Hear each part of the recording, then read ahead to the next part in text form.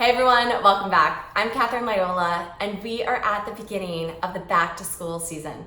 Our daughter just started the first grade yesterday, so we are in this new, exciting, but also very crazy time of year. And with this new routine comes a lot of things. One certainly is that longer line at Starbucks now that we have the rush hour crowd with the school rush, but it also comes with so many financial transactions. Buying back to school supplies, new school clothes, activity fees, the list goes on. And you know what? Your child is watching. And what they see almost exclusively is the use of plastic or your phone for these transactions. That's not necessarily a bad thing. It's certainly convenient. But what they don't necessarily see is all of the hard work that had to go in to be able to afford that transaction. So this week is really about building the visuals into your day-to-day so that your child can have a strong financial foundation. For elementary age children, consider having a clear jar or clear piggy bank in their bedroom so that things such as gifts from a birthday or odd jobs around their house can go into it. Now, if they get a check ever for a birthday or something that's electronically sent over, make sure that some of that money that would have otherwise gone into their bank account goes into that clear jar so that they can see it and understand what was received. When they want to be able to buy things like an ice cream cone or that $5 toy at the toy store, have them take money out of that jar to be able to buy what it is that they want so that they can see money going in and also money going out. Even if you're at the grocery store or at any store really, and there's something that they want to buy, consider giving them some dollars to be able to allow for that transaction to happen so that they can see the money exchange for the good or service that they are very interested in.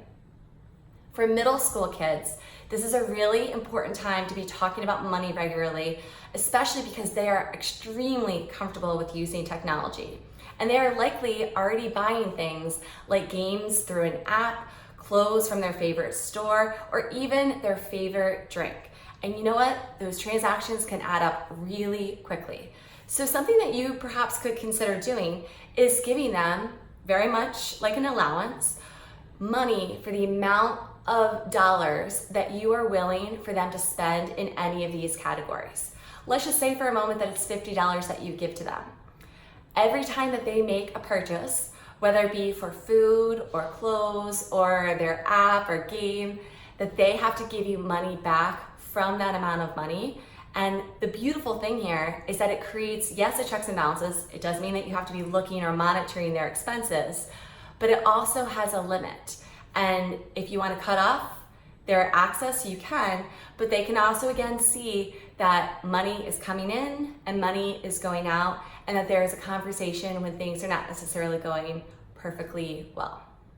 For the high school age kids, this is a pivotal time of life because we are preparing these students for the world where they're going to be making decisions every single day and almost always having a financial implication to them.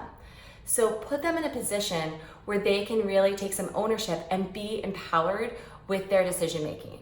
Consider again with an allowance, but consider it to be targeted to a category such as clothing or entertainment, something that's important to them. And don't necessarily give all the money at once, but the amount of money that you're designating is ultimately the money that you would have already budgeted to spend on them. And give them ownership. Maybe consider initially 20 or 25% ownership of the money that you would have already allocated in your budget for that particular expense. And allow them to make decisions. Some you may or may not agree with, but giving them an opportunity to make those decisions will also give them the opportunity to learn, which is really important because they're in a pretty safe space while they're in their high school years before they're going out into the world and making decisions on their own without the checks and balances.